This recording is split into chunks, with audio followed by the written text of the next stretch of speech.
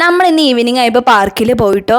ഏട്ടൻ്റെ ഡ്യൂട്ടി ആയ കാരണം നമുക്ക് പുറത്ത് പോകാൻ പറ്റില്ല. അപ്പോൾ ഈ അടുത്തുള്ള പാർക്കിൽ പോയിട്ട് കുറച്ച് നേരം സ്പെൻഡ് ചെയ്യാമെന്ന് വിചാരിച്ചു. അപ്പോൾ മക്കൾക്കും ഒരു സന്തോഷമാവുമല്ലോ. ഇത് കുഞ്ഞപ്പിയുടെ പുതിയ ഫ്രണ്ടാണ് കേട്ടോ, സിയ എന്നാണ് മോളുടെ പേര്. ഇപ്പം അവർ രണ്ടാളും നല്ല കൂട്ടാണ് കേട്ടോ.